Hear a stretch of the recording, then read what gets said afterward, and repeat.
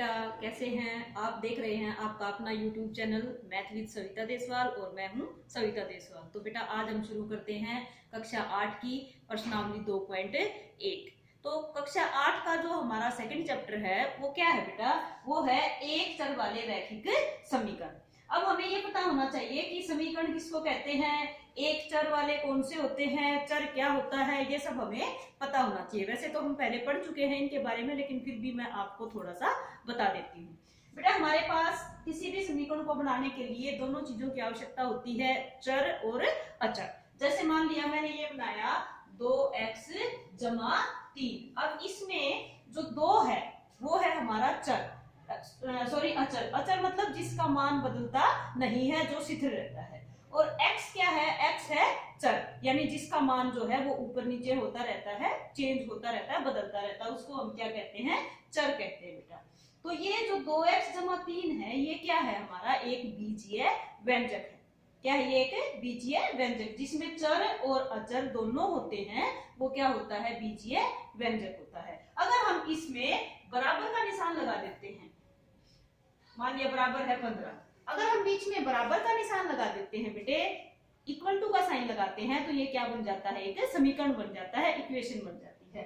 यानी जिसमें बीच में बराबर का निशान हो तो हमारे दो पक्ष हो गए, ये हमारा बायां पक्ष है और ये हमारा दायां पक्ष है। तो जिसमें दोनों पक्षों बायां और दायां वो होता है हमारा समीकरण, और जिसमें केवल एक ही पक्ष हो जिसमें बराबर का साइन नहीं होता है वो होता है हमारा बीजीय व्यंजक। और बीजीय व्यंजक क्या होता है? जिसमें हमें चर और अचर दोनों की आवश्यकता होती है, दोनों की सहायता से हम बनाते हैं। चर क्या होता है? जिसका मान बदलता रहता है समय के अनुसार, स्थिति के अनुसार, कंडीशन के अनुसार, जो है परिस्थिति के अनुसार इसका मान बदलता रहता है। और जो अचर होते हैं उनका मान हमेशा स्थिर ही रहेगा। जैसे 2 है, 2 का मान हमेशा 2 ही रहेगा, ना 3 हो सकता है ना 1 हो सकता है। 3 का मान है वो 3 ही रहेगा, ना ये 4 के बराबर हो सकता है ना ये 0 के बराबर हो, ये तो 3 के ही बराबर रहेगा। लेकिन x का मान जो है वो बदलता रहता है। जैसे मान लिया मैंने इसका मान कर दिया 18, तो 2x बराबर क्या हो जाएगा? 18 और 3 इधर आ जाएगा, तो 2x बराबर 18 में से 3 गए 15 और x का मान आ गया बेटा 15/2। लेकिन अगर मैं यहाँ 18 की बजाय 20 कर देती या 21 कर देती तो क्या होता? यहाँ मान लिया मैंने 21 किया था, तो क्या हुआ? 2x बराबर ये 3 इधर जाके माइनस का हो जाएगा, तो 21 - 3, तो 21 में से 3 गए 18 और x का मान आ गया 18, ये 2 इधर आके इसके नीचे आ गया, x का मान आ गया 9। तो समय जैसे ही कंडीशन चेंज हुई, यहाँ पहले 18 था तो मान अलग था, यहाँ बराबर में 21 रखा तो मान अलग हो गया। तो इसलिए इस x का मान जो है वो परिस्थिति के अनुसार चेंज हो गया। लेकिन 2 का मान हमेशा 2 ही रहता है, 3 का मान 3 ही रहता है। यानी जितनी भी हमारी संख्याएं हैं वो सारी की सारी क्या हैं? वो अचर हैं, यानी उनके मान कभी भी बदली नहीं होते, वो स्थिर रहते हैं। और जितने भी हमारे वेरिएबल हैं, यानी कि जितने भी चर हैं, उनके मान जो है वो बदलते रहते हैं। तो जिसका मान बदल जाता है वो चर होते हैं, और जिनका मान स्थिर रहता है वो अचर होते हैं। और चर और अचर की सहायता से हम बीजीय व्यंजक बनाते हैं। अगर हमारे पास बीच में बराबर का साइन है तो हम उसको समीकरण कहते हैं। अब जो दूसरा चैप्टर है हमारा कक्षा 8 का, उसमें है एक चर वाले। अब मैंने जो समीकरण बनाई थी वो थी 2x जमा 3, तो इसमें जो चर था वो केवल एक था, यानी सिर्फ x था।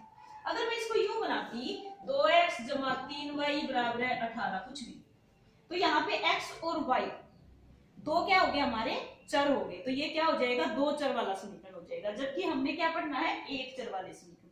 तो हमारे समीकरण में जो है चर केवल एक ही रहेगा। रैखिक समीकरण। अब रैखिक किसको बोलते हैं बेटा? जिस समीकरण में जो चर है उसकी घात जो है वो एक ही रहे। जैसे 2x जमा 3 था, तो इसमें जो x की घात थी वो कितनी थी? 1 थी। तो जिस समीकरण में चर की घात जो है वो अधिकतम 1 रहे, उसको हम क्या बोलते हैं? रैखिक समीकरण बोलते हैं। तो अब देखते हैं प्रश्नावली 2.1। तो 2.1 का पहला ही क्वेश्चन है, निम्न समीकरणों को हल कीजिए। x घटा 2 बराबर है 7। तो x क्या करेंगे? हम 7 को ऐसे कैसे रहने देंगे, क्योंकि इधर घटा का है, जब हम बराबर के साइन से किसी भी संख्या को लेफ्ट या राइट में लेके जाते हैं, दाएं या बाएं पक्ष उसका पक्ष बदलते हैं, तो प्लस माइनस में बदल जाता है और माइनस प्लस में बदल जाता है, गुणा भाग में बदल जाती है और भाग गुणा में बदल जाता है। तो क्योंकि ये घटा का निशान था, माइनस का निशान था, तो इधर आके जमा का हो जाएगा यानी प्लस का हो जाएगा। तो x का मान जो है वो कितना हो जाएगा बेटा, 7 और 2 9 हो जाएगा।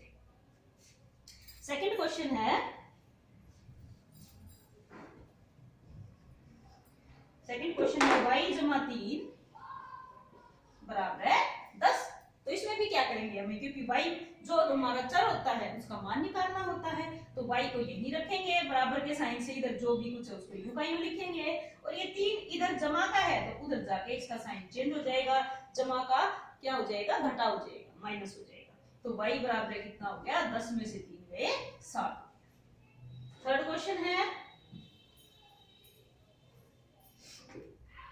6 बराबर है z जमा 2। अब हमें मान किसका निकालना है, z का मान निकालना है, तो z जमा 2 इधर लिख लो और 6 इधर चला जाएगा, बराबर ही तो है। तो z बराबर क्या हो जाएगा 6 और ये 2 क्योंकि इधर प्लस का था तो इधर हो जाएगा माइनस का। अब z बराबर 6 में से 2 गए 4। क्वेश्चन नंबर 4 है बेटा 3/7 जमा x बराबर है 17/7। अब हमारे पास चर क्या है, x है, तो हमें क्या निकालना है, x का मान निकालना है। तो x को हम यही रखेंगे, 17/7 पहले से ही दूसरी साइड में है, राइट साइड में है, तो हम इधर से 3/7 को क्या ले जाएंगे, दूसरी साइड लेके जाएंगे।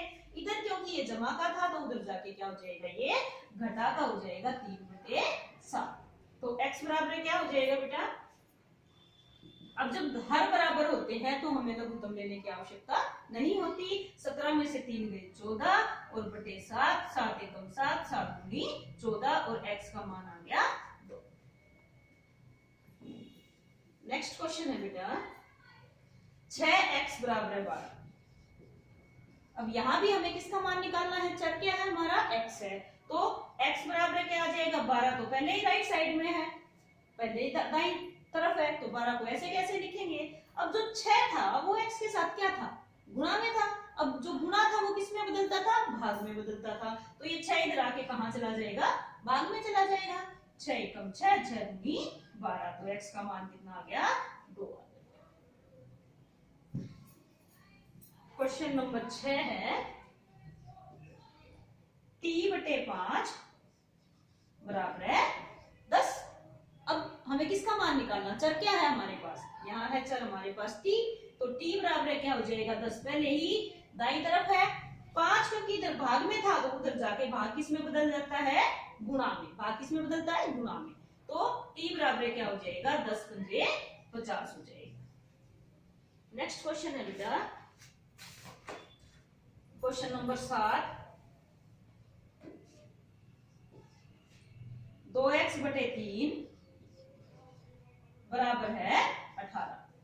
तो हमें मान किसका निकालना है, x का निकालना है। चलो x 18 हमारा पहले ही दाईं तरफ है, तो क्योंकि 3 था भाग में ये चला जाएगा गुणा में, और 2 था गुणा में तो ये चला जाएगा भाग में। 2 एकम 2, 2 निमा 18 और 9 और 3 की गुणा करेंगे तो x का मान कितना आ गया, 9 दिया 27, तो x का मान कितना आ गया 27। 8th क्वेश्चन है बेटा 1.6 बराबर है y/1.5। तो अब हमारा चर है y, हमें मान निकालना है y का, तो क्या करेंगे, y/1.5 बराबर है 1.6, ये मैंने इधर लिख लिया और ये इधर लिख लिया। अब क्या करेंगे, 1.6 जो है इधर है, 1.5 इसके भाग में था तो उधर जाके क्या हो जाएगा, गुणा में हो जाएगा। तो y बराबर है 1.6 गुणा में 1.5, और हमें क्या करना होता है, इसमें सिंपल गुणा कर लो बेटा, 15 की और 16 की, तो कितना हो जाएगा, 15 छिके 90, 9 हसन के 15 एकम 15, 15 और 9 24। अब क्योंकि पॉइंट से इधर एक अंक ये था, एक अंक ये था, तो दाएं तरफ से यानी पीछे की तरफ से 2 अंक छोड़ के हम पॉइंट लगा देंगे तो हमारा आंसर क्या आ गया, y बराबर है 2.4। और पीछे जो 0 होती है इसका कोई महत्व नहीं होता, तो y का मान आ गया 2.4। नेक्स्ट क्वेश्चन है बेटा क्वेश्चन नंबर 9। 7x घटा 9 बराबर है 16। अब हमें मान निकालना है x का, तो 7x को पहले यही लिखेंगे, 16 पहले ही दाईं तरफ है, 9 को लेके जाएंगे दाईं तरफ। अब ये इधर घटा का है तो उस तरफ जाके जमा का हो जाएगा। अब 7x बराबर है 16 और 9 को जोड़ेंगे तो 25, और x बराबर है 25 पहले ही दाईं तरफ है, 7 क्योंकि इधर गुणा में था तो उधर जाके भाग में हो जाएगा, तो x का मान आ गया 25/7। 10th क्वेश्चन है बेटा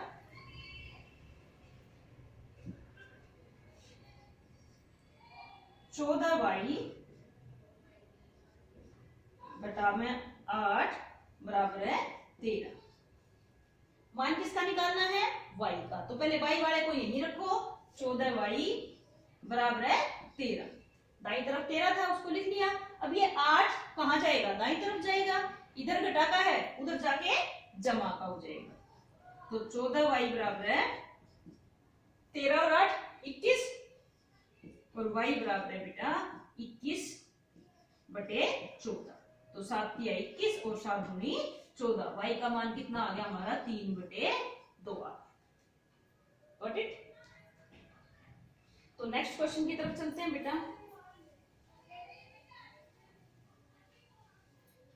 क्वेश्चन नंबर 11। 11वें क्वेश्चन में ये कहता है बेटा 17 जमा 6p बराबर है 9।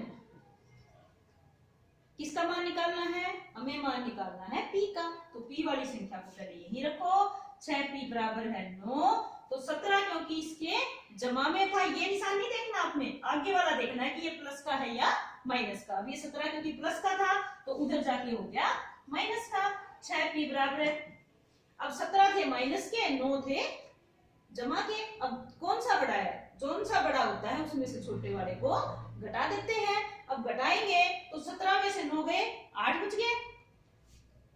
किसके बचे 8, क्योंकि जो ज्यादा होता है हमेशा उसी का बचता है। अब 17 जो है वो माइनस के थे, ये ज्यादा थे, तो हमारे भी किसके बचेंगे, माइनस के। तो p बराबर हो गया बेटा -8/6। 2 से काट लो, 2 चौके 8, 2 तिया 6, तो p का मान हो गया -4/3। बढ़ते हैं अगले क्वेश्चन, और अगला क्वेश्चन है बेटा x/3 जमा 1 बराबर है 7/15। किसका मान निकालना है, हमें मान निकालना है x का, तो पहले x वाली संख्या को यही रखो।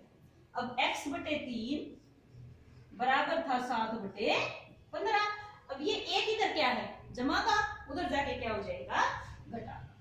तो 7/15 में से 1 घटाएंगे तो क्या लिख सकते हैं इस 1 को, 15/15 लिख लें, ताकि दोनों के हर बराबर हो जाए। तो x/3 बराबर क्या हो गया बेटा, 7 जमा के हैं, 15 घटा के हैं, तो कितने बच गए, 8 बच गए घटा के 8/15।